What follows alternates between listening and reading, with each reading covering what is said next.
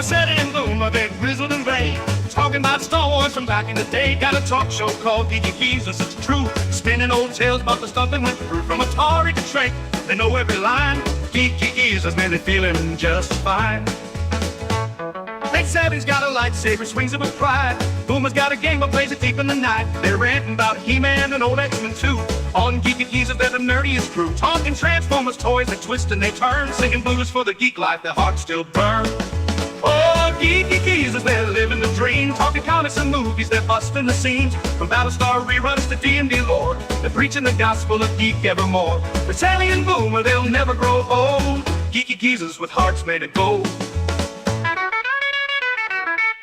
They're sitting in the studio, mics turned up loud, reminiscing about Super Friends, feeling so proud. Pacelli loves Spider-Man, Boomer's for Hulk. They argue about Star Trek with passionate both. From Betamax tapes to their old D20s, Geeky Geezers where the nostalgia flows. They got fans in the chat, from the young to the old, tuning in to hear stories that never get cold. Talking Ghostbusters, proton packs, toys in the box, and Saturday mornings with cartoons that rocks. Pacelli and Boomer, they're keeping it real. Geeky Geezers with that old school feel. Oh, Geeky Geezers, they're living the dream, talking comics and movies, they're busting the scenes. From Battlestar reruns to D&D lore, they're preaching the gospel of geek evermore. Pacelli and Boomer, they'll never grow old. Geeky Geezers with hearts made of gold. They're singing the blues for the games that they play, for the VHS tapes and the arcades that pray. But the spirits are young, though their hair's turning white. Geeky Geezers keep the nerd fire alight, so tune in each week to the Geeky Geezers show, where Pacelli and Boomer let the good times flow. From X-Files to X-Men, they're dropping the news, singing praises of geek life with them old blues. Pacelli and Boomer, forever they'll be. Geeky Geezers living wild and free.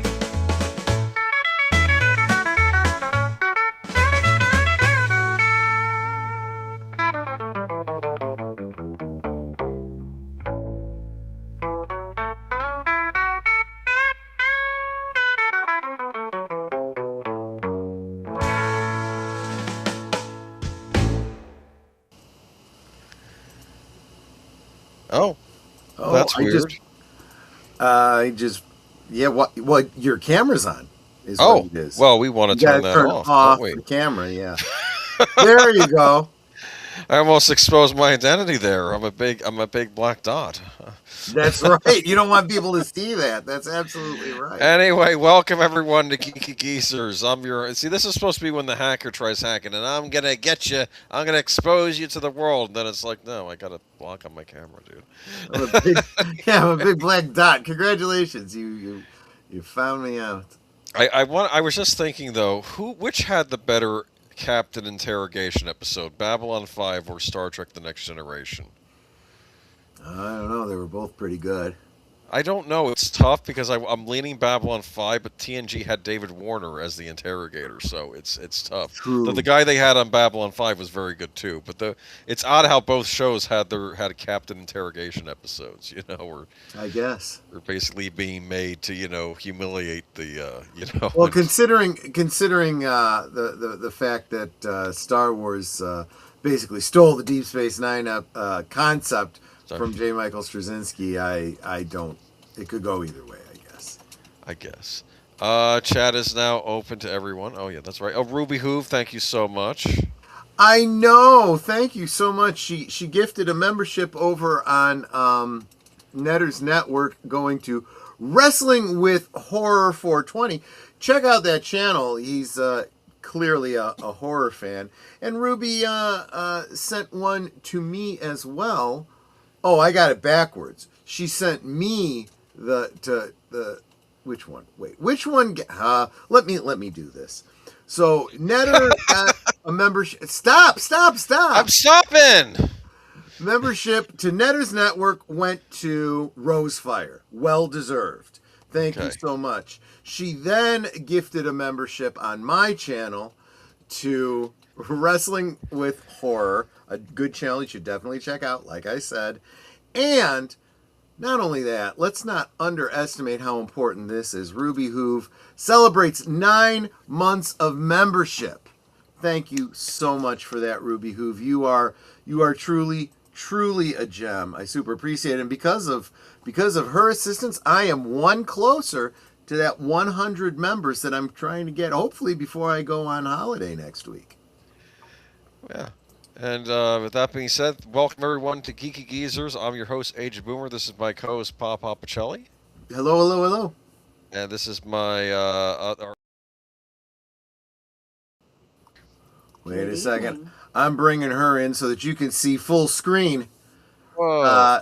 No, she is not going to be bringing that. But Nate made that for me. She is not going to be bringing that couch home. We can't afford it, and we don't have room for it.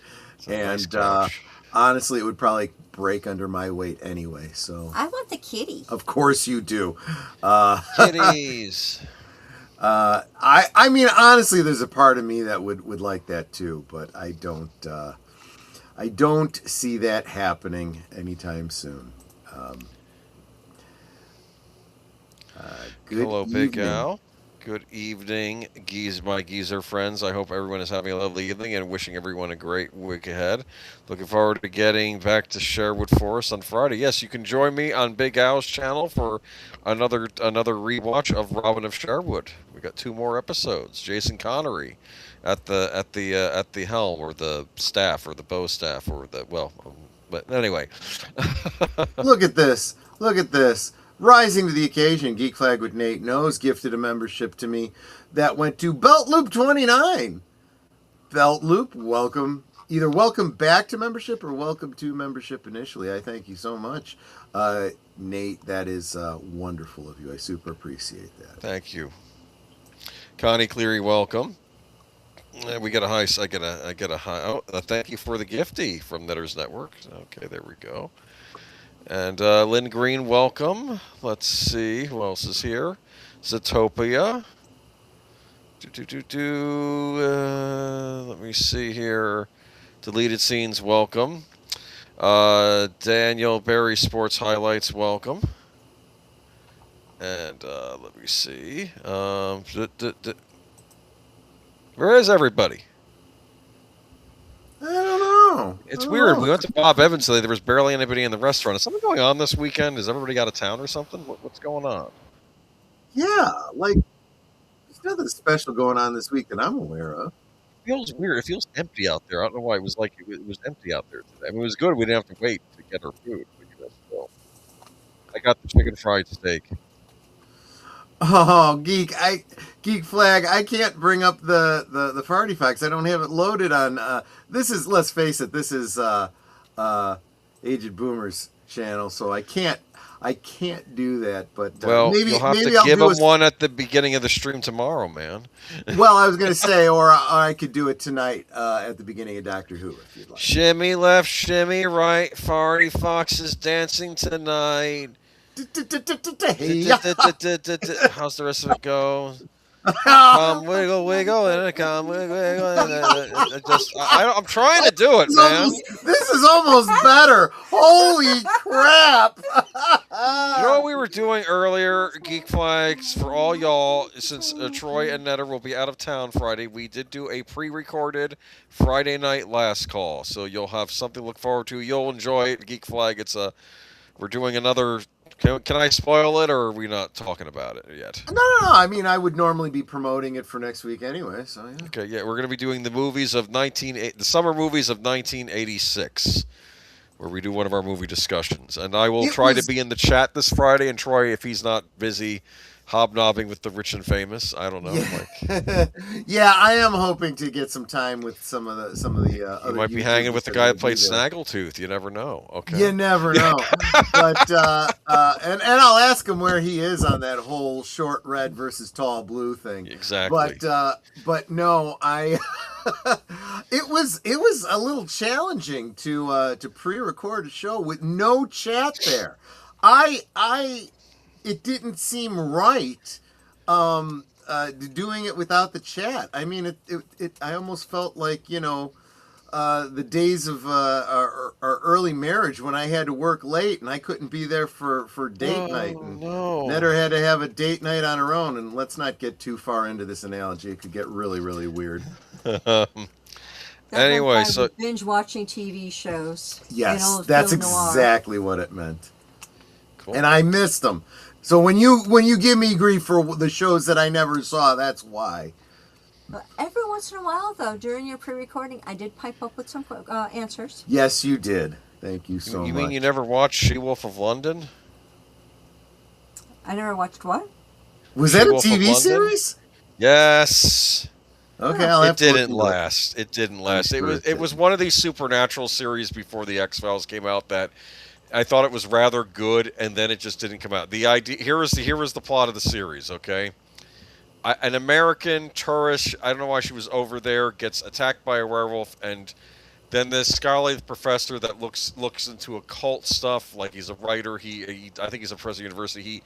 He's trying to help her, so he knows how to put her in a cage on the full moon night and stuff. And it was like moonlighting, but with a werewolf. Do you understand? Because you didn't know if they were gonna get together, the American lady and the English I gentleman. see. I see. And then there were other and it was dealing with English stuff. Like there was like the Bog Man. They had to deal with the Bog Man in an episode. Later on, they moved it to Los Angeles and called the show Love and Curses because I guess it was cheaper to shoot it in L.A. That is a really weird rebranding, though. That's a great way to lose the majority of your audience. And then it just vanished. Okay. Yeah. Anyway, Yeah, so that was She-Wolf of London. Anyway, there's your good old days for tonight because that's all we're getting tonight. We have a lot of news stories to cover, and I said no. No good old days tonight. Tune in Friday for basically a 2.5 hour good old days, all right? And you know what I said? What? Basically, I was like, oh, it's your show. Do what you want. I'm going to do what I want.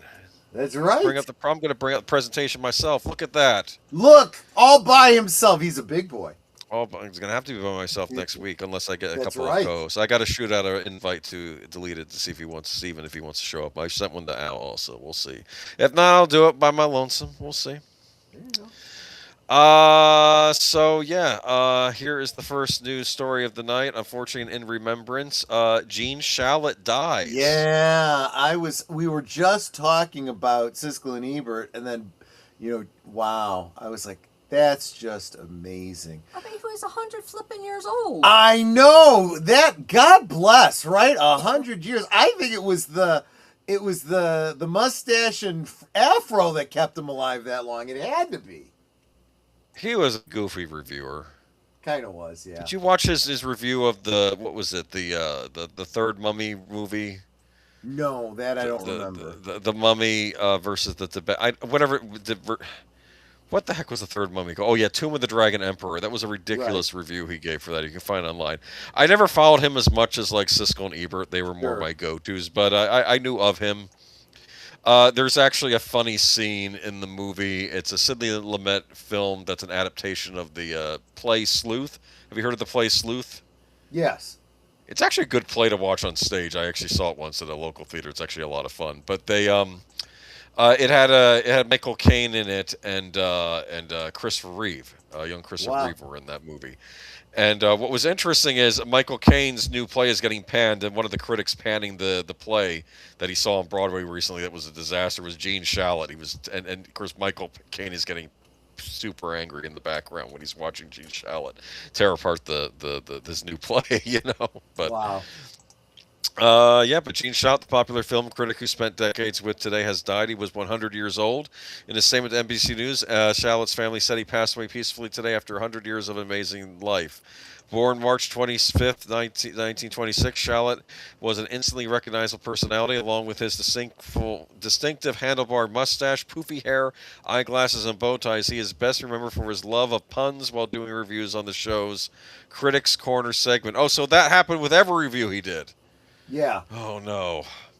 A graduate of the here you go, a Chicago native or Illinois native. A graduate of the University of Illinois. Shalit became a part-time Today personality in 1970. Was elevated to full-time role in 1973, replacing Joe Gargiola. He remained with the show until he retired in 2010. It's enough already, he said in a statement announcing his retirement. In addition to his reviews, Shalit interviewed scores of celebrities during his Today tenure. His 1979 sit-down with Carol Channing is best remembered for the actor telling a story about having trouble understanding the British accent that left him in tears from laughing so hard. What's the matter with him? A smiling Channing said as Shalit tried to gather himself. Yes, yes. His movie reviews were often punctuated by his use of puns, which became his calling card. Charlotte made regular appearances on classic game shows like "What's My Line" and "To Tell the Truth," and wrote for a wide range of newspapers and magazines, including the New York Times, Cosmopolitan, Glamour, and TV Guide. He also wrote and broadcast a daily piece called "Man About Nothing" on NBC's radio network for over a decade. You know what's depressing? Reading all about this, we're not going to get characters like this again. No. Except No, maybe you're online absolutely on right. like YouTube. I guess that's what we're trying to be in some aspects. It's To a just, degree, yeah. yes, Exactly. it's just. But I remember that it used to be that the industry would support. I'll be blunt. Oddballs. I'm not saying that in a negative way. Okay, unique Right. personalities. Okay, and I like the fact that it used to do that. Death Trap is scheduled for on Films with Friends in September. Big Al. Oh, I might have to. I'll see if I can. Maybe I don't know. Maybe I'll have to join you. We'll see. There you That's a go. good one. That's the one that was based on Sleuth, the play. Right. Yeah, but yeah, he's in that, and rest in peace. He was a. You know what? Good for you, Gene. You did good work, and for so late in your life too. And rest in peace, man. 100 years. Congratulations. I know, right? Jeez. Oh my word! If he was 4, and his parents started taking him to the movies when he was 4. He might have seen some of the earliest talking pictures and just went on through movies all up until now. Right. I mean, think about it. Yeah. Oh, What a career, though. And Yeah. What 100 years. Not many people can boast that. yeah. So congratulations. Yeah, well, I mean, I want to say congratulations on amazing life, and I hope you're smiling down from us from heaven. Okay, there we go. All right. So Sure. that's all I want to say. Just got off dinner with the grandparents. Okay. Maybe they knew Gene Shalit. Because he's old. He was old. Never mind. He All knew right. so many people. That's right. Moving on to, unfortunately, our other celebrity death tonight is Yeah. Ronnie Shell. Gomer Pyle, USMC, and that girl actor dies at 94. So, Ronnie Shell, the versatile actor known for his comedic work in Gomer Pyle, USMC, and That Girl, died Friday in Los Angeles of natural causes, his publicist confirmed to Variety. He was 94. Known for his work in film, TV, and on stage as a comedian, the San Francisco native amassed over 140 credits over the course of his decade-spanning career. He is perhaps most remembered for his run of 1960 shows, from starring in 92 episodes of Gomer Pyle USMC as Duke Slater to 3 episodes of That Girl alongside Mario Thomas. Yep. During that time period, he made appearances on The Patty Duke Show, The Andy Griffith Show. He co-starred with Goldie Hawn on Good Morning World. Okay. Beyond his on-screen work, which included roles in Fatal Instinct. I remember Fatal Instinct. Mm-hmm. That was the Fatal Attraction, Basic Instinct parody. Okay. Right. The Devil and Max Devlin. I remember that movie too. Oh, Elliot Gould. yeah. That was a good one. You Yeah. know you remember the plot of that one? Yeah, it was a comedic send up to the Devil and Daniel Webster. Yeah. So Max Devlin, played by Elliot Gould, and the Devil was played by Bill Cosby, as I recall. Yes. And he said, "You're I have your soul now. You're a bad person in life. But if you can convince these 3 people on Earth, to sell their soul to me, I'll let you go, and you can go back to being alive again." And he does all these things to get these people who are kind of down the rocks, and gets them to be successful, and then he gets them to sign, and he says, "You know what? I'm not doing this." And he says, "I'm not doing this." And in doing that, he redeemed himself and got the devil angry at him, and then he doesn't go to hell now, because he said, "No, I'm not going Yeah. to sell these people out." So that was Yeah. he kind of redeemed. It was like a redemption story, almost like It's a Wonderful Life if In reverse, almost. Yeah, kind of. Yes, I didn't think about that. Yeah, he was on the Jetsons. Hear that, Netter? Was he? Yeah. He was in Battle of the Planets. Goober and the Ghost Chasers. What is Goober and the Ghost Chasers? I do not know. I don't know. I think that was all voice acting work, though. Okay. Well, yeah, probably. Shell survived by his wife Janet, sons Gregory and Christian, and a granddaughter Shiara. Okay. Well, rest in peace. I'm sure he's one of these faces we've always seen on TV. Exactly, And other things. Yeah, exactly. So we want to give them their due course. It's funny because that picture on the left is a picture from Gomer Pyle USMC, which I did watch, but I look at that face and I recognize him from that girl. Yeah. Okay. Cool. Benjamin Gorman puts bricks and minifigs inventory mystery under spotlight amid viral CoffeeZilla Lego controversy. Oh, this story we're doing just a follow-up, keeps getting man. more and more and more complicated. Let me tell you. All right, let me go ahead and read this article, man. Are you shocked by any of this? This is becoming like No, David Lynch what could have done a I said series is- about this. Okay. Well, Okay. if you take out the element of it being about, Lego products, it could be about gold bars, it could be about coins, it could be about Yeah. anything. There's been a stamp collection. The media wouldn't be as scrutinous because Legos. Yes. Yeah. Welcome to the 21st century. I'm sorry. You think I thought Pokemon cards were high commodities? I didn't, but Right. they are. That's just reality. It's not about what I think should be a high quality thing or not. Exactly. Benjamin Gorman says one missing document could become one of the most important pieces in the growing bricks and minifigs dispute. The former Salem, Oregon franchise owner claims bricks and minifigs never provided a full inventory list after taking control of the store, despite allegedly promising one.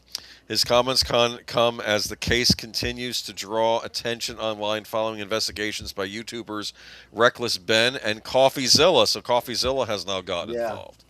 Mhm. I remember he was doing investigations of the Haktua girl a while back.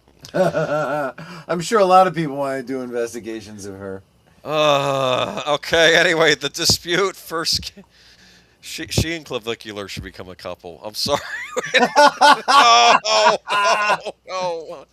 This dispute first gained attention after questions surrounding a Star Wars Lego collection consigned by Brian Mansell and his father. CoffeeZilla later reviewed the case and suggested that the amount of Legos still missing may be much lower than many people initially believed.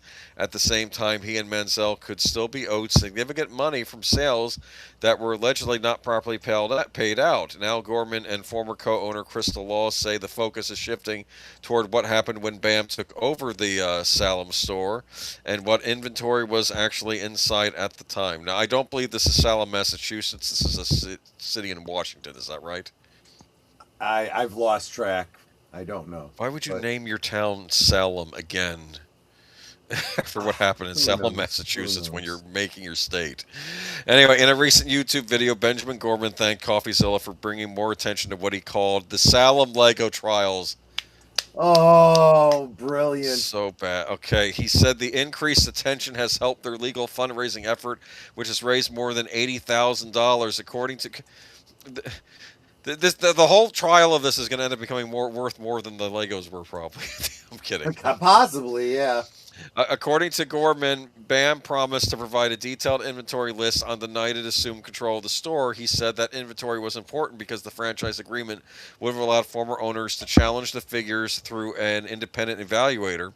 Gorman also claimed BAM did not use an impartial corporate representative during the evaluation process. Instead, he alleged Brandon Best, who later operated the store alongside Joshua Johnson, took part in assessing store assets. Gorman argued that created a conflict of interest because the pair had allegedly already been told they could purchase the store.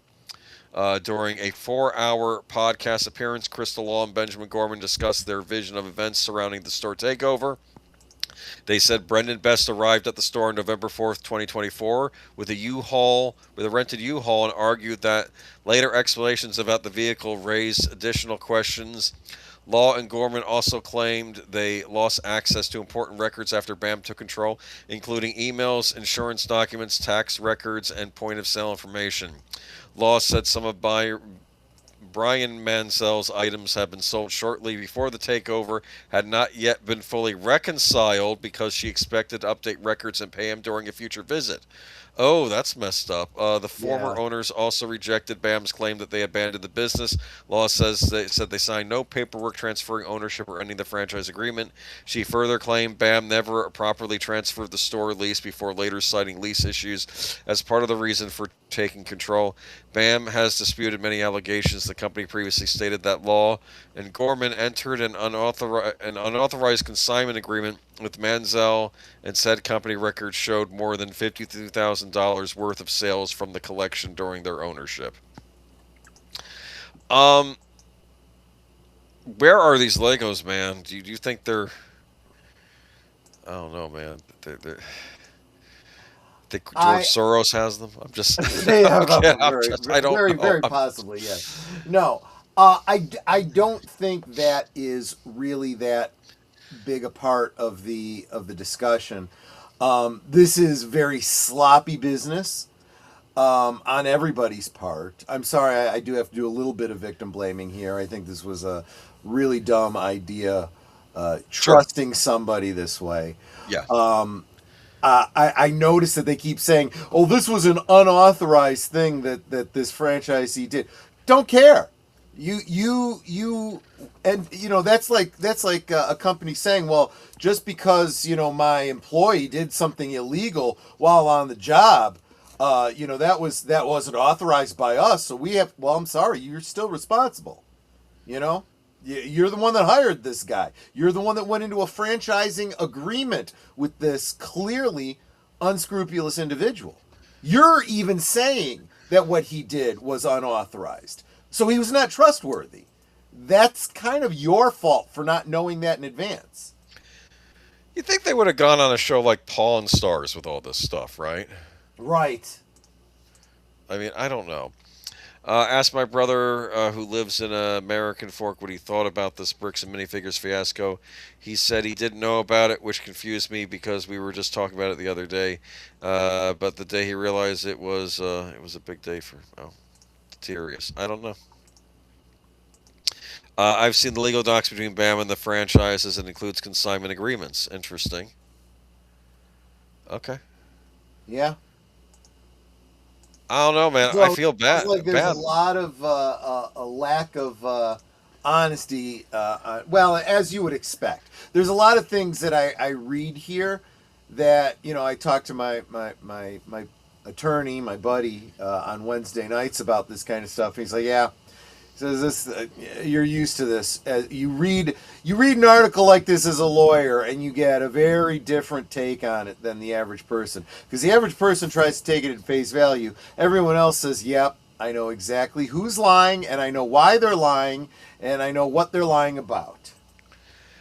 I mean, I feel bad for the family though, don't you? I mean, they got these medical bills. Well, I do, and you always do kind of feel bad for someone who, like I said, has done something that wasn't too smart, out of desperation, right?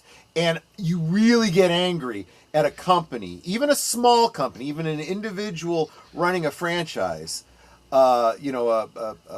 their own branch of a franchise, taking advantage of somebody like that. That's real bullcrap. At the same time, though, I think the son was kind of naive. I think maybe the dad had been more not in such bad health. He could have sold himself, maybe figured something better out. But Well, and this is something I've always said too. Well, I know that if anything happens to me, my collection is in good hands. She's not going to just do a garage sale and sell everything for 5 cents or something like that. She's going to look and see what it's worth and what she can get for it. I doubt that my mother did that with my collectibles. I'm sure she just let a lot of stuff go really cheap, and it's like, it's bad enough you sold my stuff, but you were too stupid to get good money for it. I've actually said that to my mom. there's a YouTuber I watch. His name's Bithead, but he years ago when he was doing his videos, he likes old school games, right? And he would go around to garage sales and he would look at a pile of like classic like Super Nintendo games or Genesis Sure. games, and he'd say, "Oh, how much for the video games? Oh, how about $20 for a lot? Really, $20 for all that?" Like, he already knew that there was stuff in there that was valuable, and he's still Right. trying to par it down. And he was Well, like, you would do. get You have. Of course you do. You try to. But okay, yeah, I'll give it to you for such as that. That is actually pretty scuzzy, especially if you're making a video about yourself doing that. That's like, really, it man? was Really? funny. It was funny, and then he was saying like, and then he got a card set there of like horrors of World War II, and like, oh, don't buy that unless you have a strong stomach. And then he reads, oh, bomb dropped on a church that was housing war orphans, and he almost started Yeah. cracking. He said, "I'm sorry. I know that's not funny, but it's Right. like how awful could it be? Like they're war orphans, they're being housed in the church, and then that gets bombed. It's like Right. anyway. Let's see here though. That reminds me of the story of the woman who sold her husband's ex 1987 Chevy convertible for $5 just out of spite. Yeah, I've heard of stuff like that happening. Right. Oh, all right. We'll keep up on this in this Lego saga going on right now, which, as Sashi said, is probably the most interesting thing about Star Wars at the moment. Is that? I'm sorry. That is so true. Speaking of things that aren't interesting, Microsoft has considered spinning off Xbox. Just let it die. You can't let it die because it's too big to fail. I guess that's what it is. Microsoft will keep it alive as long as it sees fit because it's Microsoft. But all right. I don't know. They're Xbox fans in the chat. You can really tell when the Xbox was made. It was when they were throwing X on everything. You know. Yeah. It's kind of dated now, but And that predates Elon, so you know. Well, you know, that's his favorite letter of the alphabet. It is. yes. Mike, didn't he name his kid X? I don't know. No, but his kid does have a really unusual name. I just don't remember what it is. Okay, because like name the kid Xander. That has X in the front of it. Okay, just True. give him a normal name. Okay. Microsoft is considering options for its Xbox gaming unit, including a potential spin-off or restructuring as a wholly owned subsidiary. The information reported on Friday, including 3 people with direct knowledge of discussions. The Windows maker is also weighing options such as creating a joint venture with other partners that it prepares to overhaul the unit, which could make the gaming business easier to sell, the report says. Xbox has struggled in recent years as Microsoft's bet on subscriptions and cloud gaming failed to offset declining cost sales and a shortage of blockbuster titles. Yeah, they were going big on the rental service aspect of gaming, where you would do a subscription and then you can download the game, but you don't get to play it as long as you have the subscription. Well, no restructuring is imminent. All the options remain on the table, the information reported. Microsoft operates professional network LinkedIn and software development platform GitHub as wholly owned subsidiaries, a model that could serve as a blueprint for the Xbox unit. Asha Sharma, who took charge of CEO of the Gaming Union in February, plans to increase spending to accelerate development of new Xbox titles from its most successful franchises, including Halo, Fallout, and The Elder Scrolls, the report said. Microsoft CEO Satya Nadella and Chief Finance Chief Amy Hood have approved Sharma's plan to boost spending on top-tier game development for the fiscal year starting in July, but the budget has not been finalized and could still change, the report said. Microsoft did not immediately respond to a Reuters request for comment. On Wednesday, Bloomberg News reported that Xbox is planning major layoffs next month and significant cuts to marketing and other budgets, making the first major restructuring under Sharma. It's going to get brutal. They're thinking big layoffs are coming. Do you know why the Xbox exists? Did I ever tell you this story? I don't think so. This is what I'd heard back in the day. Microsoft became scared that the PlayStation consoles would become so advanced they could effectively do what a PC does. Do you understand? Sure. Mm-hmm. Almost like the Commodore 64 in reverse, where that's a computer you bought to play games as a game system that could end up doing other things. And they were asking Sony, what about an operating system? We could help you with that operating system. And Sony said, no, if that comes, we'll make our own. And I think someone over at Microsoft, might have been Bill Gates or maybe somebody, they freaked out. And they said, we have to now get into the gaming space. Yeah. But here's the thing. No one uses gaming consoles for the same purposes as PCs, unless it's to play games. They don't use it for other stuff. So Microsoft was safe. What they didn't anticipate were things like smartphones and tablets and OSs on those. They kind of dropped the ball there, and they didn't anticipate all that. So that's just why I'm begging the question, why are they even in the games business anymore? Right. Of course, are they even in the OS business now? I don't know. But let me see. So I don't think there are any Xbox fans. Okay, so we'll move on. We'll keep you posted. Here's a bit of an information, though. Like, if you want to sell more Xboxes, why don't you price it competitively? Gee, imagine that. Why would they want to do such a thing? Exactly. Forgot though, they did this thing where they had the Xbox Series S and the Xbox Series X, and I originally thought that the Series S was simply a digital version of the X, but it turns out it's actually a different console. It is an all digital console, but it's not the same specs as the X. So when companies would have to make a game for the Xbox, they would have to make it for both, and people said that was a pain in the butt. They had to split their development. They had to do 2 development cycles, basically. Jeez. All right. I don't know if you're a fan of this game, but Thief is making a return. After over 27 years later, Thief, the Dark Project, is getting a remaster from retro revival specialist Night Dive Studios this winter. I have no idea what this is, no. No one's ever played Thief. Thief was a big deal in the late 90s. It came out on PC. It was mainly a PC game. I think the idea behind it was a first-person perspective, but I think it was a first-person perspective stealth game, and I think the idea was, like in a lot of these fantasy games, you play as a warrior or a mage or something like that, right? Well, in this, you play as a thief, and you follow thief rules. Or how a thief would act in these situations. So Thief the Dark Project is getting a remaster this year from Night Dive Studios with Atari as the publisher. It's coming out for PC, PlayStation 4, PlayStation 5, Xbox Series XS, Switch, and Switch 2. I think it might also be coming out on Xbox One, but don't quote me on that. New trailer showcased first look at the gameplay, and as you'd hope, the visuals look distinctly smoother and less blocky than they did in 1998. But still while preserving the retro charm of the original. Obviously, it remains to be seen what changes, if any, could be made to the gameplay experience, but you'd hope that this could be a new entry point for fans who missed out on the original. After all, if you're not into... Okay, so... Let me see. Obviously, Remaster might not scratch the itch for a whole new Thief game like veteran fans might have been hoping for. It's just good news for the series. Got some attention again. I guess they made a Thief VR game as well. But, yeah, I don't know if you... let's see. Thief was a good concept for the game itself. Was not fun to play. Got bored with it really quick. I never played it, Geek Flag, if you're asking if I finished it. I wasn't really PC gaming back then, just because I'm not really doing it now. But, actually, I did try PC gaming back then. I think I picked up Diablo 2 back when it came out. But, I don't know. This has had its own cult following over the years. It got 2 sequels. I don't want to call it exactly a first-person shooter, because I don't think that's what it is, because you're not going around massacring people, because you're a thief. You have to hide in the shadows and things, But right. But, like I said, it's interesting, because it's a fantasy world game, but it's based on you being a thief. I just thought that was interesting, that no one had ever really tried that before. Because, like in D&D, thieves have to act differently than a regular character, right? Exactly, yeah.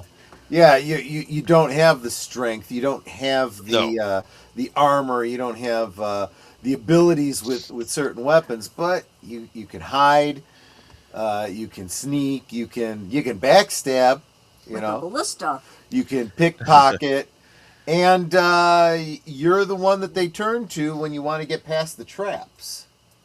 There you go. So we'll see. We'll see how it turns out. But if you're interested. Konami's next 2D Castlevania game, Belmont's Curse, is arriving in time for Halloween. That seems like good timing. Konami has announced more details on Castlevania Belmont's Curse, including its release date. Yeah, because Dracula's in it, I get you. Okay. The game will be released on October 15th for PlayStation 5, Xbox Series XS, and PC. The publisher has confirmed. Co-developed by Konami and Evil Empire, the people that made the Rogue Prince of Persia, with advisory help from Motion Twin, Dead Cells. Castlevania Belmont's Curse is designed to celebrate the 40th anniversary of the Castlevania series. Players will take control of Rose Belmont, the daughter of the previous series protagonist Trevor Belmont, as she explores such areas as Dracula's castle and the catacombs of Paris. The game is set in 1499, 23 years after the events of the NES title Castlevania III Dracula's Curse. Over 2 decades after the events of Castlevania III Dracula's Curse and recent animated show, it is in the streets of 15th century Paris that a new chapter of the legendary House Belmont is about to be written in bloody red ink. The game's official description reads, armed with a legendary Holy Whip, the vampire killer Trevor Belmont's successor and the game's main protagonist must descend into the city, attacked by monstrous creatures, and a looming mystical castle to hunt down the beasts and save the Parisians from eternal darkness. as well as the standard digital edition of the game. A special midnight edition of the game will be available in digital and physical versions, offering extra content, including the main base game, digital sound and art gallery featuring 71 music tracks, Trevor-styled costume in-game item, Sypha-style costume in-game item, Family's Grace relic in-game item, steelbook case physical version only, Rose Belmont tarot card physical version only. Okay. Pre-ordering the game. I do have to say, though, that trying to save Paris from eternal damnation might just be a worthless cause. You should have heard what Bond said about Paris in one of the Bond books. It wasn't nice. Anyway, I would imagine not. He used to like going there before the war, but he said after the war, all the trash came in. That's what he said after World War II. He did not like it. I don't know how to feel about this game because there is a Switch version coming out, but it is coming out later, and I'm worried it's not going to run properly on the Switch. But it is coming out, so we'll wait and see how it turns out. But yeah, her name's Rose. I think that what they're trying to do is they're trying to sort of recreate Sonia Belmont, who was a character that was decanonized, or that's not the right word I'm looking for. She's not canon anymore in the series. She was. They made a game with a character called Sonia Belmont, but they decided that's not canon later on, so they got rid of it. Oh, okay. Yeah, I'm guessing there's probably some fans not too happy with that. I think they didn't like that because I think it turned out Sonia Belmont was going to be the first Belmont to fight Dracula, and then she had an affair with Alucard, and that's how Trevor was born, and people were like, no, that I think the guy that took over the series after said that's dumb. We're not doing that. So I think this is a way to bring a similar looking character and just having Rose be his daughter instead. And I don't know. We'll see. This is a new studio making this game. They did help make Dead Cells, which was a popular roguelike game. This is not supposed to be a roguelike.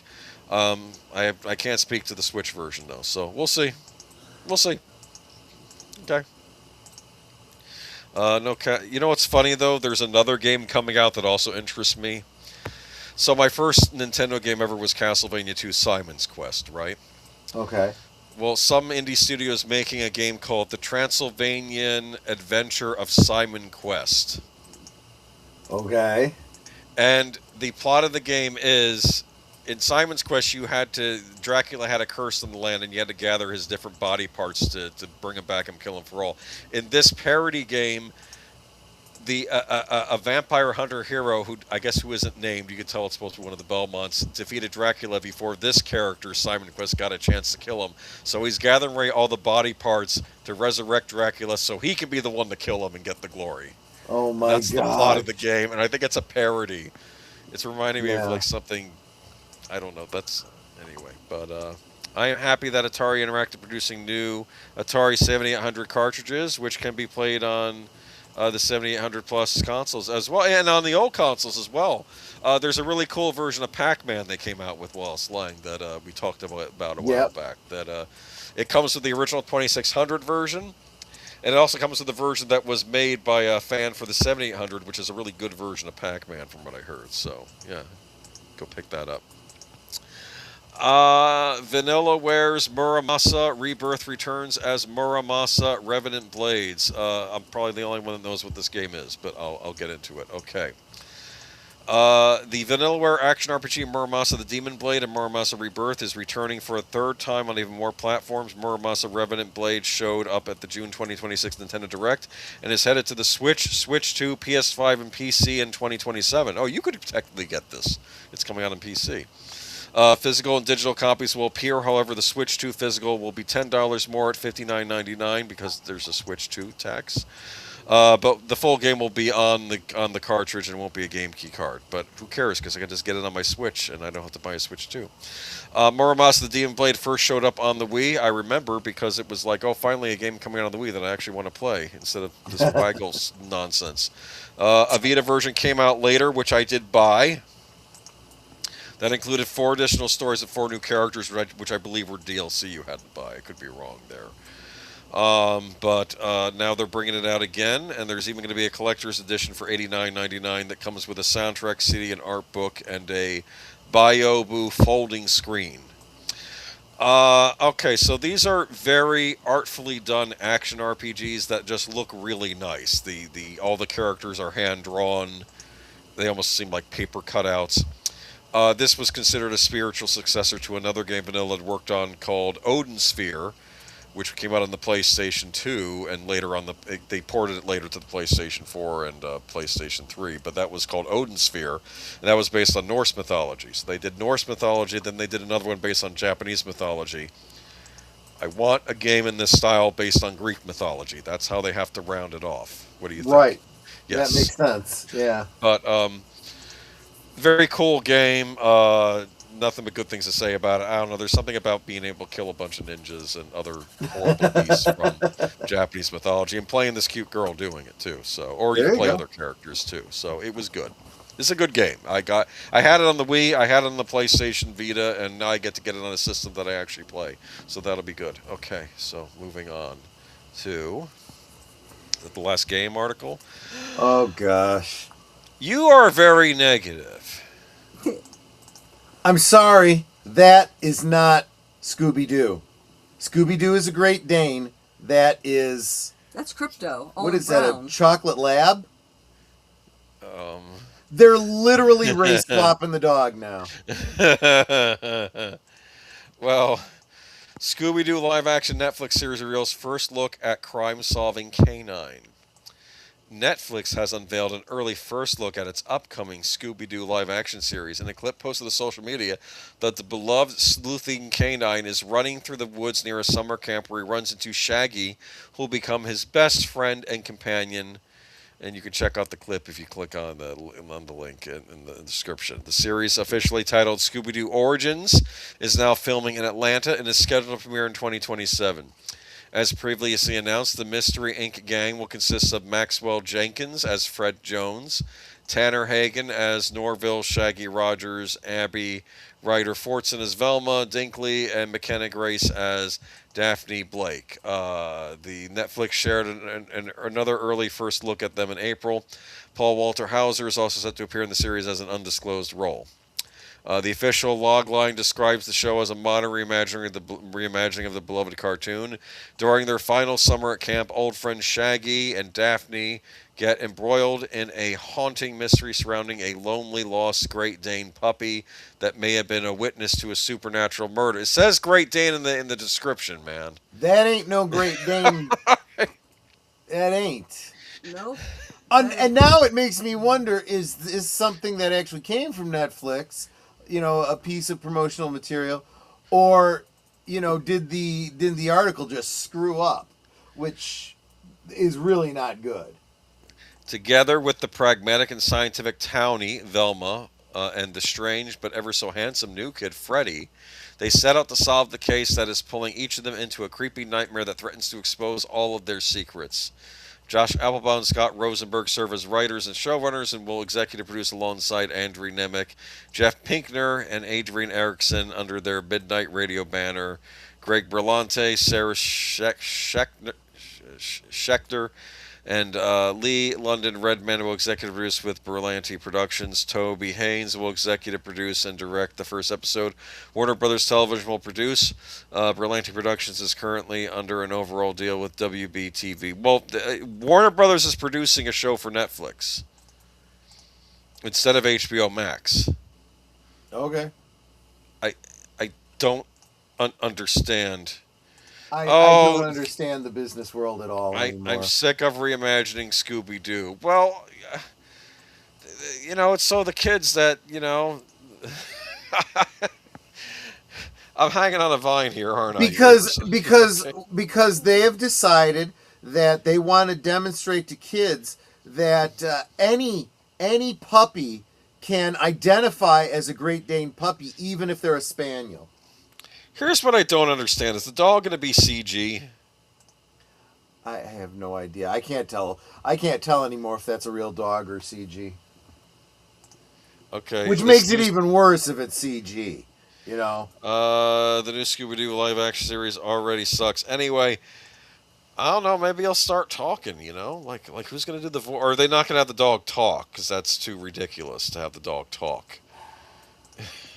I don't know. I mean, at least when Sarah Michelle Gellar and Freddie Prinze Jr. and I'm forgetting the Italian girl's name who played Velma, when they did Linda their live Cardellini. action, yeah.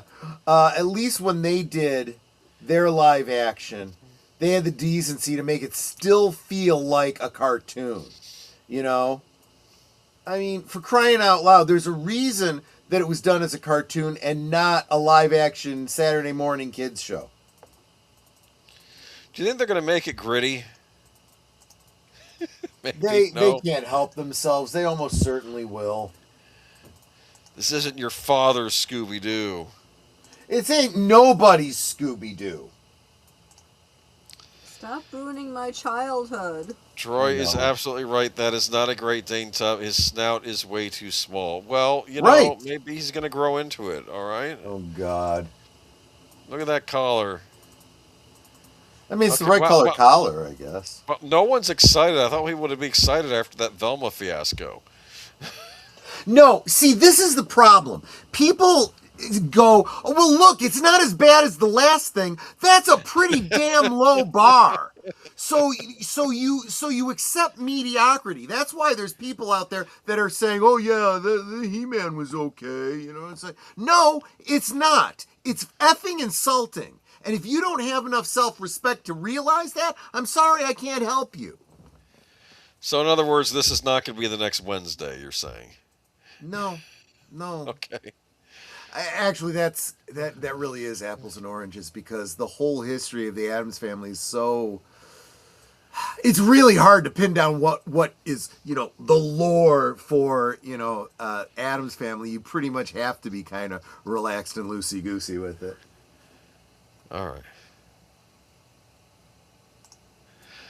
This one interests me. I don't care. I saw the trailer for this. First look at Jeremy Strong as Mark Zuckerberg in Social Network sequel. It's not bad. It kind of does look like him. It's not just the fact that he looks like... What? Yeah, well, especially the goofy haircut. I said even the goofy haircut. He sounds exactly like him in the trailer. Like pitch perfect. That's Mark Zuckerberg talking. Well, it's very simple. You just talk like a robot. Absolutely no emotion. It's gonna sound right. The first trailer for Aaron Sorkin's long-awaited sequel to 2010 hit Social Network is here. Everyone is saying the same thing about Jeremy Strong's portrayal of Mark Zuckerberg. 16 years after David Fincher's film centered on the rise of Facebook founder with an Oscar-nominated performance by Jesse Eisenberg, the actor declined to return for the sequel directed by Sorkin, who wrote the original movie. Instead, Strong was chosen to take over on the layered role, as the new film chronicles the fallout from whistleblower revelations about the harmful effects of the social media giant. Audiences got their first look at Strong 47 in the tech billionaire's shoes after Sony Pictures unveiled the trailer for The Social Reckoning Wednesday. Rather than the dark-haired, erratic version of the actor that fans came to know through his Succession character, Kendall Roy, Strong was shown in the trailer with reddish hair, cut jarringly short, and robotic movements. However, his unrecognizable look took a backseat in the reactions to the trailer, as another piece of his impression immediately caught fans off guard. His stilted, throaty imitation of Zuckerberg's voice, which is being hailed as pitch perfect. This voice is insanely spot on. Jeremy Strong is going to crush it, one person noted on X. Another added, I had my doubts, but Jeremy Strong killed the voice and physical impression. Might have to tune in just for him. Jeremy Strong is absolutely cooking with this voice. Another person added, he's giving Zuckerberg that evolved boardroom shark energy instead of dorm room genius. This sequel might actually slap harder than the first one. Wow. Yeah, it's just, if you hear him in the trailer, it's just shocking. Because here you go, we have great actors, and they do, like, they play characters in history, and they do a good job. But it's not pitch perfect, because how could it be? They're not them. This sounds exactly like him. It's just, I mean, there might have been other examples of actors, like, I don't know. I'll think of something later. But the sequel will be based on the Wall Street Journal's The Facebook Files series and investigations of the world's largest social media platform. And Madison will play former Facebook employee Francis Haugen, the whistleblower who came forward with information, and White will be played by Jeff Horwitz, the journalist who broke the story. Yeah, so this is, I guess, from the story that got unveiled in 2020, 2021, which came out. I don't know. Yeah. I'm not a huge fan of Mark Zuckerberg, so I don't mind if this movie comes Oh out. no, most people aren't really. Yeah. I mean, he's just. I've heard the name. I couldn't care less about him. Oh, he's a freaking lizard. He All is right. a lizard. Well, Geek, are you talking about the Scooby Doo or this movie, Geek Flag? I want to see it. I don't care. I'm curious. I think he's talking about Scooby Doo. probably. Okay, Scooby Doo. Yeah, well, Scooby Doo is a television series. It'll have 10 episodes, and it will really hit its stride in season 2, and then go to pot in season 3. That's how it always works out. Jeez. I'm sorry, did I say that out loud? We love television here on the show. Well, I mean, Okay. unless it turns out that it starts out like the Velma series and sucks from the beginning. What we needed to do was with them, like they're all middle aged and they don't want to do the mystery machine anymore. And Scooby's like, I don't do that thing anymore, and he's drinking Right. blue milk. I'm just sorry. Yeah, exactly. Both said, okay. I want to say this is almost like a PSA because it's about an actor doing a PSA. X-Men actor shares breast cancer diagnosis to raise awareness among men. Okay. It's worthwhile. It is a bit shocking. Yeah. Yeah, Tyler Mane, an actor known for his role in X-Men and Halloween, announced on Tuesday that he's been diagnosed with breast cancer. I'll be honest, my first reaction was to keep it a secret, Mr. Mane wrote in a caption with a video posted on social media in which he said he was beginning chemotherapy. I mean, it's kind of embarrassing, but then I found out that men are more likely to be diagnosed in advanced stages because it's not talked about and not looked for. Male breast cancer is rare. About 1 in every 100 breast cancers diagnosed in the United States is found in a man, according to the Centers of Disease Control and Prevention. But researchers in recent years have been pushing for more men to be included in clinical trials of breast cancer treatments, which are often tailored for women. Mr. Mane, whose birth name is Daryl Carlott, played Sabretooth in the movie X-Men in 2000 and again in Deadpool and Wolverine in 2024. Before his career in Hollywood, he was a professional wrestler. While breast cancer is less common in men, we see it on a regular basis, said Dr. Melissa Pilweski, a breast surgical oncologist and co-director of the Weiser Family Center for Breast Cancer at University of Michigan Health. Unfortunately, breast cancer is just that common. About 2,620 men are expected to be diagnosed with breast cancer in 2026, according to an American Cancer study. Symptoms in men often include a lump or swelling in the breast, as well as redness, pain, nipple discharge, and flaky, irritated, or dimpled skin. Many men do not recognize these signs. The most common thing I find in my male breast cancer patients is that they have felt a lump for quite some time, and either the patient or their family or the physicians have dismissed it as nothing to worry about. Yeah, unfortunately, that's a problem too. Right. Because especially the physicians are looking the other way on this. That mirrored the experience of Mr. Mane, 59. In fact, my doctors all dismissed it, and it was only because my wife pushed me to get the lump removed that I got it early, he said in a social media post. Risk for men as for women increase with age. The majority of breast cancers are found after age 50. According to the CDC, genetics also influence risk. Men who have a family history of breast cancer inherit certain gene mutations such as the BRCA1 and BRCA2 mutations are more likely to develop breast cancer. Men who have undergone chest radiation therapy or hormonal therapy are at higher risk for breast cancer, as are men who have liver disease, obesity, or an uncommon genetic condition called Klinefelter syndrome. Doctors typically use the same methods to treat males and female breast cancers, which include surgery, chemotherapy, radiation therapy, and hormone therapy. Daniel Bloom is and the author is Daniel Bloom. There was a plot line on the show Nip Tuck. I don't remember that show, where their receptionist said she was worried that she felt something hard and she needed some companionship to go down to go when she was getting tested. So Dr. Christian went with her, the kind of the fast talking surgeon on there. And Exactly. he said, what, I felt something here too, man. I just thought I'll get it checked. I think he was doing it more as like a compatriot thing with her, and then it turns out she didn't have the cancer, but he did. He had the breast cancer on the show because it happened. So yeah. Chest cancer, they wouldn't have a problem with awareness. Well, I think that was the yelling about. I think that happened on what was the show, Oz, when the one guy got diagnosed with breast cancer. He said, "I don't have a breast, I have a chest." He got really angry when I think it was the Irish gangster on that show. He got breast cancer too. So I mean, for crying out loud, it's there comes a point where you just got to go, look, we've got these hang-ups about body parts. The fact is, I'm going to die of this damn thing if I don't get it fixed. So I don't give a flying F what anyone thinks about it. But I'm going to say this. I didn't like the fact that some physicians will just dismiss it when a man's bringing it to their attention. And it's good that his wife coaxed him into, getting that removed. There's a lot of nuance life. here, right? Yeah. There's a lot of nuance. Doctors don't think of something if it's something that they never see, right? And part of the reason, and I might sound like I'm victim blaming again, but let's be honest, men have a tendency to do this. They kind of, it hurts. It's just something that happens as you get older. I'll deal with it. I'll push through it. I'll walk it. Many off. men are like that, yeah. So then when they finally do go and the doctor says, let's check this out. This could be something. Oh, yeah, this is breast cancer. That explains George Costanza on the Seinfeld when. If he just saw something a little weird on his body, he's like, "It's cancer! It's cancer!" He starts freaking out. Do you understand? Like he's like the reverse. I do think there are a lot of people though that I mean, yeah, there is a certain level of what do they call it?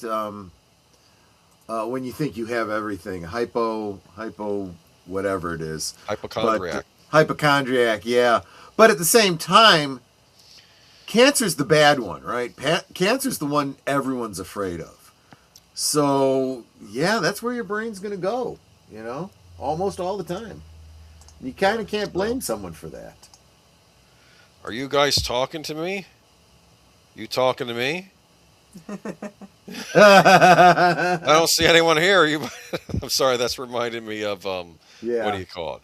No, we're not assuming you're having anything, Nate, or something. We're not assuming that's you. I mean, but no. But you know what happens when you throw a large stone into a pig pen?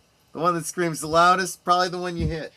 I think what he's saying is like, was he saying like, is he one of these men that don't admit when something's wrong with them? I think a lot of men are like that though, and I'm not even saying you're like that. So I mean, I'm sure I didn't look up at her when I said it, but I bet Netter's over there going, Yep, that's exactly how you are. Well, man, that was a joke on Family Ties. Remember when the dad on Family Ties was sick and like he kept trying to go into work and just and then she was yelling at Michael about something. He's like, "You're like your dad, because your dad's a man, and men can't admit when they're sick." And she got really mad, and she was right? like, "Yes." And it was funny, even though the dad was lefty and Michael was right. They had the same trait where it's like they're not admitting when they're sick. Do you understand? Right. It's interesting. Here we go. Idris Elba's in the news. Don't make James Bond woke. Yes, please. Thank you very much. Sir Idris Elba has urged new James Bond custodians not to make the spy woke. The Golden Globe winner, who was a front runner to be Daniel Craig's replacement, said that 007 needed to remain unrealistic and that audiences would not welcome a black actor. In an interview with GQ about who could take over the role with casting officially underway, Sir Idris said, "Bond is so unrealistic, so a hint of reality is good, but let's not try to make it woke. I think you've just got to be pure to what it is, escapism. Don't try to answer the world's taste. Just be Bond." He also just rumors that he could be Craig's replacement after the actor's 15-year tender as a suave spy, which ended with the film No Time to Die in 2021. "I've always felt that it's not a realistic thing," Sir Idris said, by adding, "James Bond was written how he was written for a reason, but I was complimented by it. And also, I think in realistic terms, some markets just don't go for that. Bond is big all over the world, and audiences won't go for a black man African playing Bond. That's just not that's not what they like in their culture, period." He made the comments less than a month after Amazon MGM Studios confirmed the casting for the new 007 has started. After years of speculation as to who might take on the mantle, the studio said, "While we don't plan to commit on specific details during the casting process, we're excited to share some news with 007 fans as soon as the time is right." The studio has enlisted the help of Nina Gold, a British casting veteran who was nominated for an Oscar for her work on the film Hamnet. She's also known for her work on Game of Thrones, The Crown, and The Day of the Jackal. Previously, Sir Idris admitted that a racist backlash to the president being cast as Ian Fleming's spy made the whole thing disgusting and off-putting. He told the Smartless podcast in 2020 that for some reason became about race and nonsense, adding that he got the brunt of it. I think he was used by a battering ram, and he wasn't even asked to be used as a battering ram. I think that's what happened. Yeah, and by the here's press, the other and thing I think too. That's bad. Yeah. And if you're an actor in Hollywood right now, you should really be thinking about this. As soon as a character who's been established as one thing for this long, when they suddenly decide to change the race, the gender, some other intrinsic aspect of the character, do you want to be involved in something that basically is thumbing its nose at the whole history of a character that people love? It's not saying that it's bad to be black or that you can't be a heroic spy character as a black man. But that's not James Bond. It could be a spin-off of James Bond. It could be completely unrelated to James Bond. It could be any modern British spy you want. But it's not James Bond. James Bond has a long history. And if you start monkeying with that, at what point is it the ship of Theseus? And it's no longer the same damn ship anymore. They were pushing it by making him blonde, in my opinion. But yeah, surprise on me because Idris Elba makes a career out of playing white characters. I think you're referring to Heimdall from Thor. I think, right? Is that who it was? But I don't know. You had Marvel casting was always a bit odd. But my mom and my siblings were oral nurses. Oh, I'm sorry, that was from the last article. But I like Idris Elba. I always have. I used to like that show Luther. I don't know if you ever watched Luther. Yeah, I've seen it. I've seen it, yeah. But he was in that movie about the lion too, which I thought was rather good. But let me see. In May, Sir Idris joined a star-studded celebration to mark the 50th anniversary of the King's Trust at Buckingham Palace. Look at that. Okay. So there we go. I don't know what's going to go on with Bond. Well, I think at this point, especially when they keep putting it in terms of successor to, what's his name, Craig. I'm not going to be James Bond's successor to Craig. I don't really feel like playing a dead man. I'm just not, you know? Well, they're doing a complete reboot. Now, I don't, because, well, to be fair, Craig was a reboot as well. But you're right, But the producers that made those mistakes are not in charge. It doesn't mean I trust who's currently in charge in it, because it could be worse. I don't know. And frankly speaking, Bond is a literary character created by one Ian Fleming, and that's what he is. And I read all the books and the short stories, and that to me is the definitive Bond. I've liked the movies, the ones before the Craig era at least. I don't know what they're going to do with this Amazon MGM thing, because let's be honest, Amazon just put out that Masters of the Universe movie, which was not well received. No, it was not. Amazon, I'm going to be gentle and say it's hit and miss. I do know they probably know this is an important thing. I mean, and I'll tell you something else. They need to stop. They got to start with reality. Don't start with the hype. Don't start with the spin, you know, and look for excuses. Look at the fact, start with the fact that you made a movie that tanked, being He-Man, okay? You can then start thinking about the reasons why, and it's probably not a bad idea to start doing that, but start with the fact that you screwed up and take ownership of that. Start figuring out what the screw up was. Start listening to the people that didn't go see it and didn't like it, and pay attention to what they say. And if you don't like it, too damn bad, because it's reality. Right? Yes. I forgot Idris was in The Dark Tower. That character is supposed to be based on Clint Eastwood's Man with No Name. Yeah. In that. No trust for current IP holders. They are no longer business orientated. That's true. Well, I almost hope that is 100% true. It is what I believe and suspect. But the other possibility is that they're just freaking inept. that they just are too dumb to understand. I That would think almost be worse. No, I think that's probably the truth because there've been a lot of creative decisions lately that don't make any sense. I I don't know with Bond.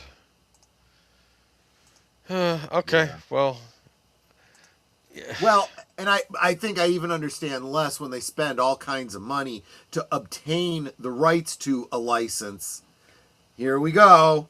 That they're not going to honor and completely remake and destroy.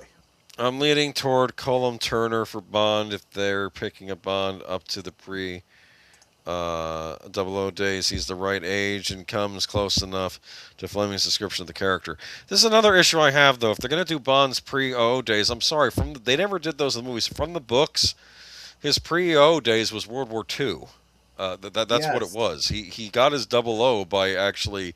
They mentioned it in Casino Royale. They said he had to get that status. He killed a Vichy French, which I guess were the French that were working for a certain German group during World War II that I can never say the name of on this lovely free speech platform. And the other one was someone working for the Japanese in New York City. So he was going after the people working for the Axis powers. But by the time you get to the books, we're full on Cold War, and the Soviet Union is the overarching enemy. But these are people that sit in their offices with one. Yeah, well, probably playing the Switch 2 Geek Flag.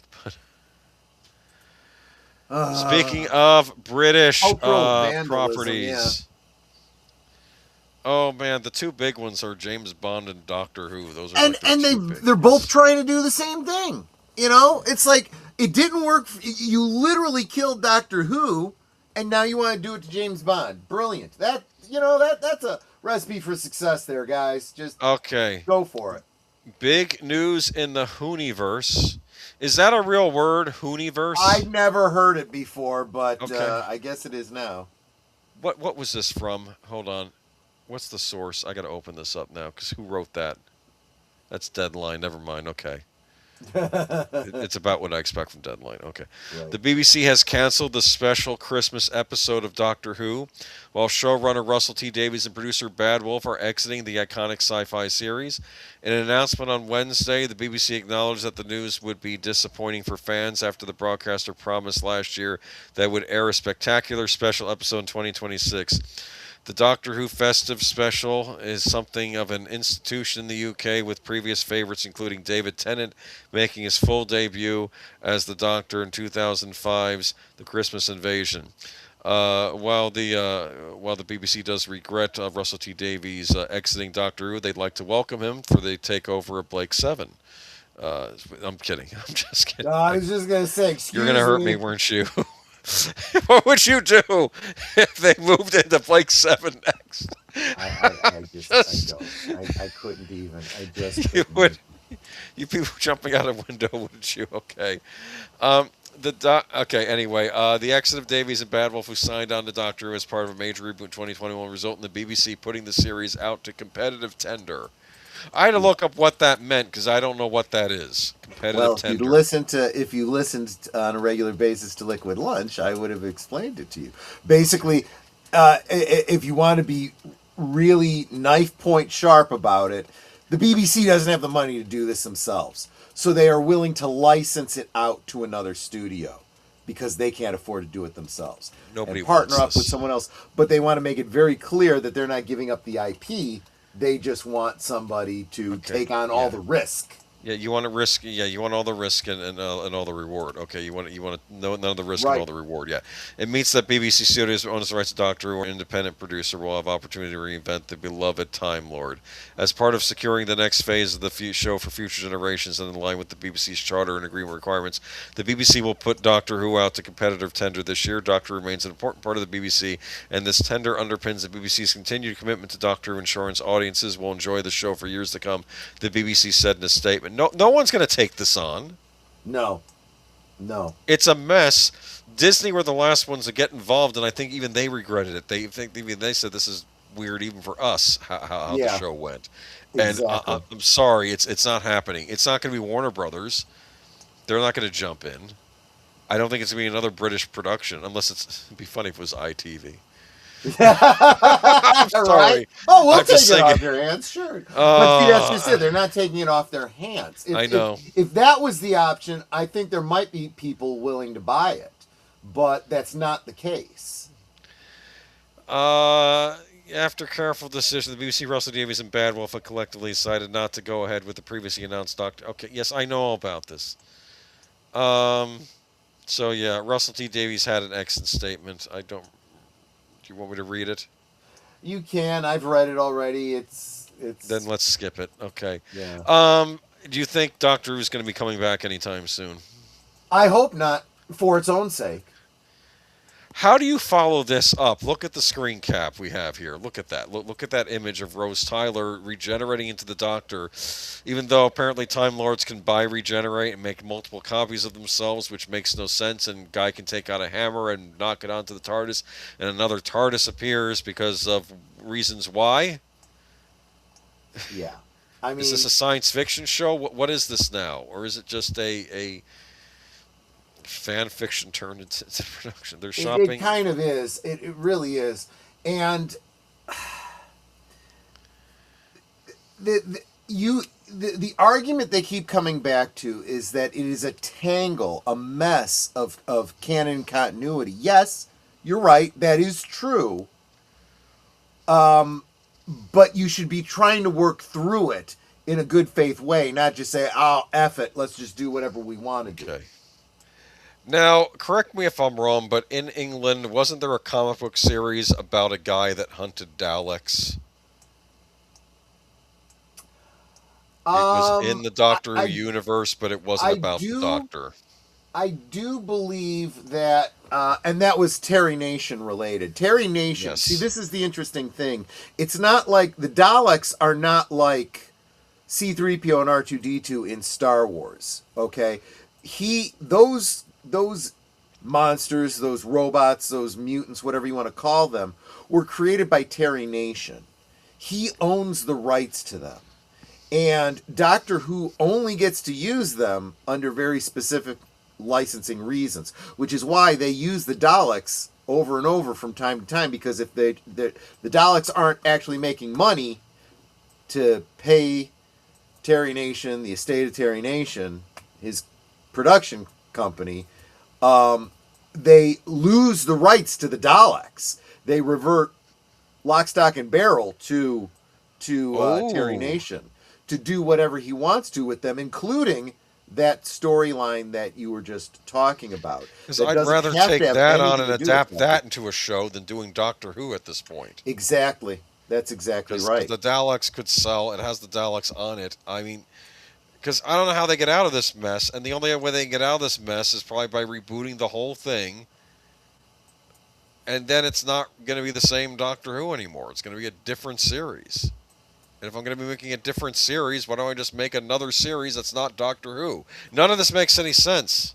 Well, speaking of Doctor Who, I am airing the Dalek Invasion of Earth tonight at late night, 11:30 Central, 12:30 Eastern. Hope you can join me. And one of the things I'm going to be talking about is the fact that this is the second Doctor Who serial, also including the original Dalek appearance, that was adapted into a film back in its day, starring Peter Cushing as the Doctor. And I would argue that there is a place for readaptation of older series.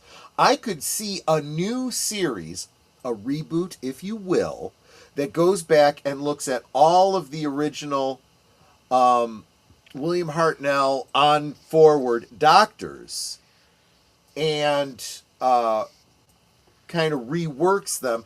And instead of having six episode arc turn into 1 2-hour film, I found that worked very well.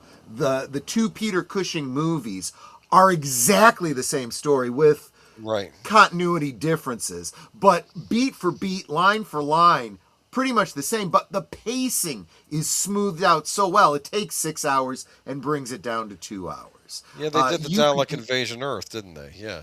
Yeah. You could absolutely do that, and reignite all of that canon Doctor Who. Yes, you'd have to recast all of the characters, and as you go through, imagine retelling the first Doctor stories, knowing it's leading up to an actual regeneration, knowing that the future canon will exist. You can make a single line difference that could smooth out so many canon issues, but there isn't enough intelligence at the BBC any longer to manage something like that.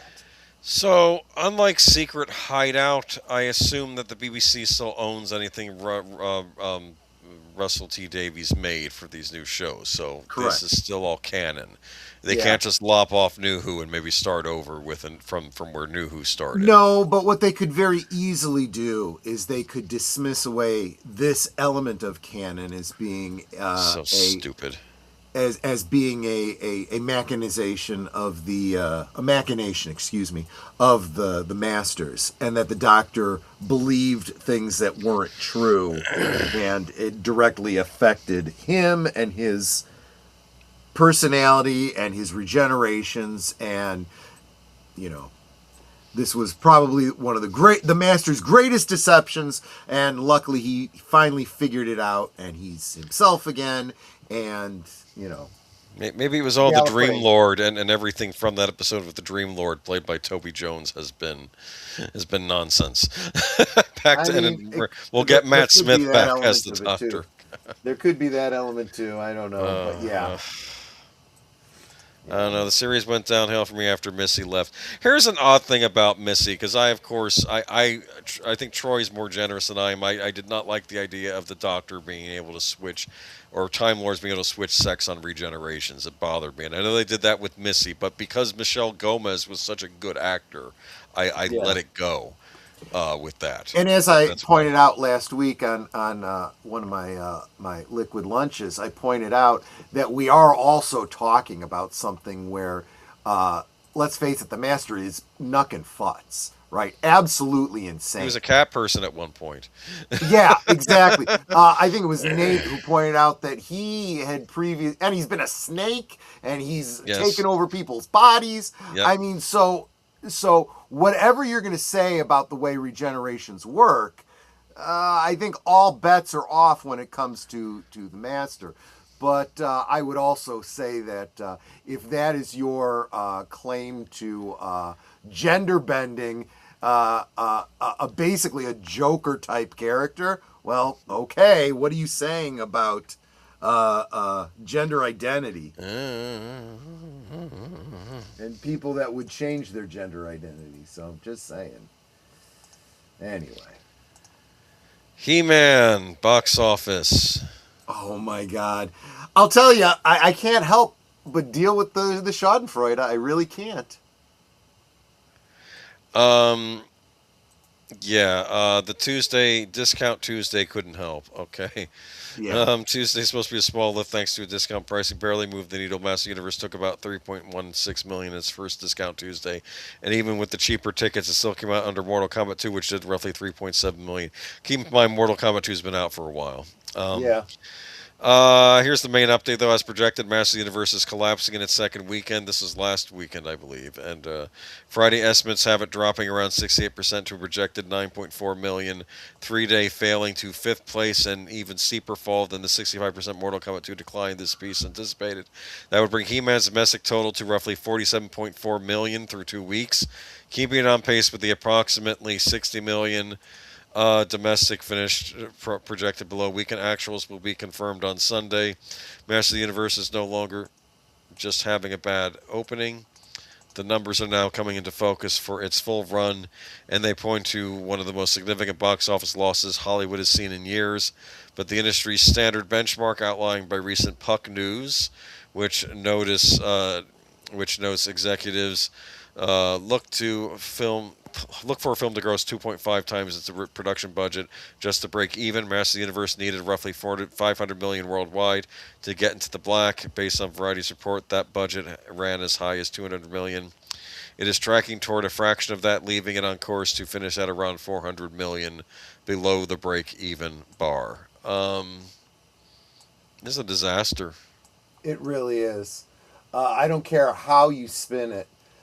You are literally deluding yourself if you don't realize what a disaster this is for Mattel. Yeah, because there's no toys selling because of this. Yeah, I'm calling it right now. Masters of the Universe will have a better box office than Supergirl. Oh man,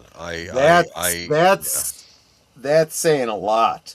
That is saying a lot. Is anyone hyped for Supergirl at all? No, everyone that might have wanted to see it, unless they're somehow shilling and standing. Any real fans are saying I'm out. This is not for me. This is Brie Larson 2.0. Oddly enough, Brie Larson has kind of. I know. That is saying something. I've had a theory, and I don't know if this is true. Do you think her all having the feminist attitude when the movie came out, maybe that was partly her, but maybe part of that was Disney saying, oh, this is the all-new, all-different MCU. You got to go out there and act like this during the press tours. I'm wondering if she was put up to it. It's possible. Yes. I would like to believe that. Yeah. For her sake, I Yes. would prefer that to be the case. Because what's even worse is if it's not, and Disney didn't do anything about it, it's still their fault. Yeah. Let's see. Supergirl might have had a chance until the girl mouthed off. Where are agents these days? When you're out in public, especially when, again, I'm going to say you're a relatively unknown actress. You have been on the House of the Dragon show. I don't know what else you've been in besides that. And you just played the young version of a character that's an adult now on the show, I think. And now I just don't know. Actors from Game of Thrones need to go away for a while. Well, the funny thing was most of them, I guess Sansa was she running her mouth? All I know is that dumbass, yeah. I mean, for the most part, the actors on Game of Thrones, at least when the show was on, they didn't badmouth the show. They were into True. it. Of course, this was a different time. This was back in the last decade. Right. However you might have felt about that show, I don't. In fact, I don't even blame any of the actors for that show's downfall. I think that was the writers.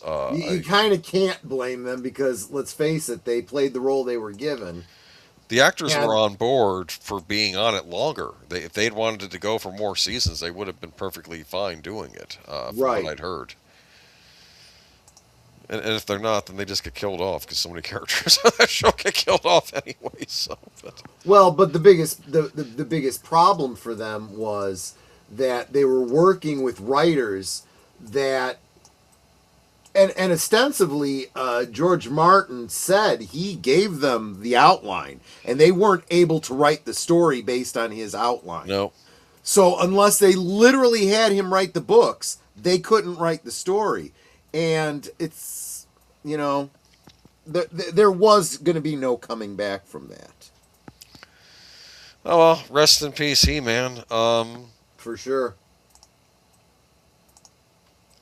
Justice Department, a final story night, approves Warner Brothers Discovery takeover without any strings attached. Yeah, that was a bit of a surprise this past week. Another update and another step closer to the Warner Brothers Paramount merger. David Ellison's Paramount Skydance has cleared a big regulatory hurdle in advancing toward completing its $111 billion merger with Warner Brothers Discovery. Although it's still not a done deal and could face other legal challenges, the Justice Department's Antitrust Division has approved the deal. Variety has confirmed, at first reported by Politico, the regulator is giving the green light to the Paramount Warner Brothers Discovery tie-up without requiring any divestitures, behavioral remedies, or concessions. The division has completed its analysis of the proposed merger of Paramount and Warner Brothers and determined, based on the evidence received, in its investigation that the transaction was not likely to result in harm to competition or American consumers, including with respect to streaming video and demand, linear TV and studio development, production or distribution of films for theatrical releases. The Department of Justice's Antitrust Division said in a statement Friday about the closing of its investigation of the Paramount Warner Brothers Discovery merger. Translation of my talk: it's not going to affect competition because Warner Brothers has not been competing.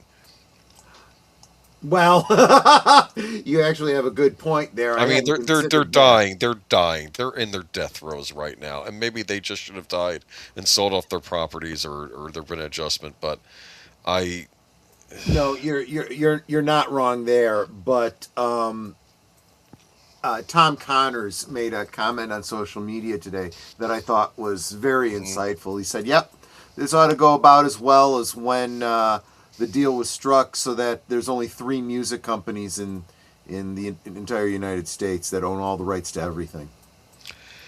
Here's what I have to say. As long as it doesn't block new studios from forming and creating original works, as opposed to these studios that just go after these properties that have been used over and over and over again and made worse. I mean, I'm not against them even doing another reboot of Star Trek, but figure out what you're doing first, okay? Have a plan. That you do make a great point there too.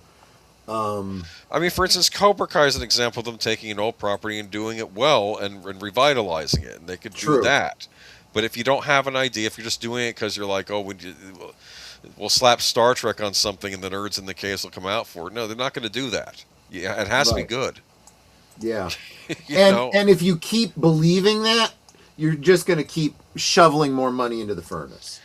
I can't speak to who's currently running Paramount. I don't know. I mean, maybe they genuinely just want to make good movies and TV shows and just make good entertainment. And I would be happy if they were just good businessmen who want to make money. Yeah. At least that if they were profit motive, you would end up making the audience happy and having good stories. Netflix, that would be worse, yeah, if Netflix had gotten their hands on Warner Brothers. Oh, you're not wrong there. But, neither one is really a good option. Well, nothing's ideal, but we're not living in ideal times. But but look at this. Certainly aren't. There's been a major backlash in the industry to the mega deal, which would bring together Paramount assets, including CBS News, Paramount Pictures, and Paramount Plus. And WB, Warner Brothers Discovery's HBO and HBO Max, Warner Brothers Pictures, CNN, TNT. Well, let me say this about the people in the industry that have a problem with this. Yeah. Do they want to work in the industry anymore? Do you want to hear the names? Because they could very easily never work for the new conglomerate company that will be Warner Brothers, Paramount. That's fine. You're cutting yourself out of a whole segment of your industry. Ask Maslany how her boycott Disney has worked out for her career. Yeah, apparently she wants back in. Signed an open letter opposing the deal. Names include Florence Pugh, Pedro Pascal, Edward Norton, Joaquin Phoenix, Ben Stiller, Kristen Stewart, Mark Ruffalo, Noah Wiley, Rami Youssef, Rosario Dawson, Rosie O'Donnell, Ted Danson, Tiffany Haddish, Yorgo Lanthimos, and Robert De Niro. I was about to say Roberto De Niro. But anyway, listen. There are other emerging studios, smaller studios like A24. Why don't you go? Your big name actors go work with other studios then. Work on smaller productions. Try to raise up other people then. If you have a problem with these big things, which is exactly where the hypocrisy comes in. They have all their high moral comments they want to say, but they still want to be rich elitists. All the communists, in other words. Right, exactly. Oh. No, you're absolutely right. I mean, I don't know. I've never had a problem with Ben Stiller, but anyway, I don't know what he's been doing lately, though. But Teamster urged the Department of Justice to block Paramount's Warner Brothers deal unless Paramount agreed to substantially enforce safeguards against job cuts and committed to supporting increased U.S. production. Listen, I'm sorry. Warner Brothers has been doing a terrible job. That's why they're getting bought out. Yeah. It'd be one thing. I feel different about this, oddly enough, than the Fox deal that Disney did, because I felt Fox was not in as dire straits as Warner Brothers, and I felt that Fox had productions in the run that never got made because Disney took them over. They were going to make a Redwall movie. It never got made because Disney took them over, and we probably never got that Elitist sequel either because of that too. I mean, Yeah. maybe we still will. Well, here's what it comes down to. Okay, what is the other option? The other option is this deal doesn't go through, Warner Brothers goes bankrupt, and Paramount buys up the assets anyway. To be fair, maybe that's what should happen because, frankly speaking, uh, I almost feel like they're being rewarded for failure in a way with this. But Kind you of, know, yeah. I mean, regardless, I mean, to be fair, this is probably going to be better. Well, better for the stockholders at least, I guess. But the people are going to Maybe. lose the jobs either way, probably, because I'm sorry, there's Exactly. consolidation happening, because people aren't going to the movies as much as they used to, because one, it's too expensive, and three, the movies haven't been as Well, good. And finally, enough, the movies that are doing well are the ones being made by these young independent YouTuber types. Like you make an excellent point there, because this is like complaining about the color of the paint on the Titanic as it's freaking sinking. Yeah. You know? Production has shut down in Los Angeles. I keep hearing stories about it, Yep. and frankly, I don't know if Paramount will do a better job with Warner Brothers. Who knows? In a year, I might be saying this has been a disaster. Maybe that will happen, but I don't think where they are is good either. We just mentioned that the Scooby Doo show doesn't have a Great Dane on it. I mean, it's like, why is this Right. hard? And that is simple. That is very, very simple. At this point, you should not, never, nunca, nadie, ever be antagonizing your audience. Any backlash you get, any,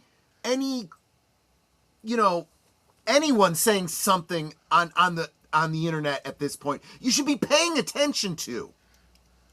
And not dismissing out of hand as toxic fans. Well, those toxic fans are the ones whose money you want. That dog really looks nothing like a Great Dane. No, it is not a Great Dane. It's crypto with brown. Yeah, it is. It is not only an insult to fans of this specific IP, Scooby Doo. It is an insult to everyone who loves dogs and knows their dog breeds. I can already imagine in the room where the guy was making the CG, and some executive comes and says, that Great Dane looks too big, man. It looks, he looks, it's too intimidating. We need something cute like Crypto. Yeah, from the Superman movie." I have this dog at home that I love, so let's insert that dog, okay? Because yeah. It's not a Great Dane.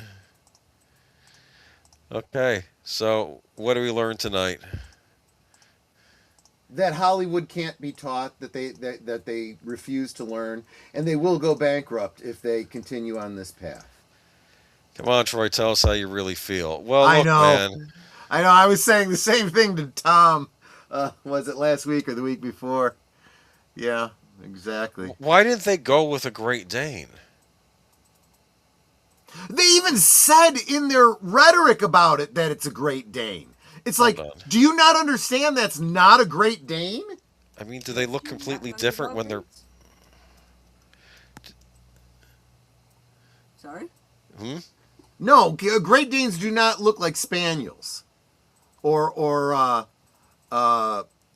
whatever that dog is. What does a Great Dane look as a puppy? Maybe they change as they get older? No. Nope. This doesn't make any sense. This doesn't make Well, any sense. okay. The look of the dog, except for the fact that it's all dark chocolate brown, that's a problem. Because it's not going to change its coloring over time. I am looking at younger Great Dane puppies, and yes, that could be a Great Dane puppy. No. I'm looking at one right now. It's off. I don't know. Maybe it's just me. Meet Apollo, our new 5-year-old Great Dane. I don't know. We just don't think. Well, it doesn't look like the Scooby-Doo Great Dane. If It there's a doesn't. different It breed, doesn't. then It should yes. look. It should. I'm sorry. It's essentially they're doing another race swap. They decided to take a beige dog and make it chocolate brown. Yeah. Well, like I said, Lindgren, maybe it's just a work in progress, and they'll have the CG right by the time the show comes out. It's like the Sonic the Hedgehog we got first, right? Well, that was a unique circumstance where they demonstrated, oh, listen to the fans make money. Oh, no, we can't do that. Then they win. Well, then you lose. No problem. Problem solved. All right. Well, you know what? We'll have more details on the Scooby-Doo series. I'm interested, so we'll go in. We'll see what happens. Yeah. I don't know, man. As long as they don't ridicule Velma on the show, right? Oh boy. Oh, here we go.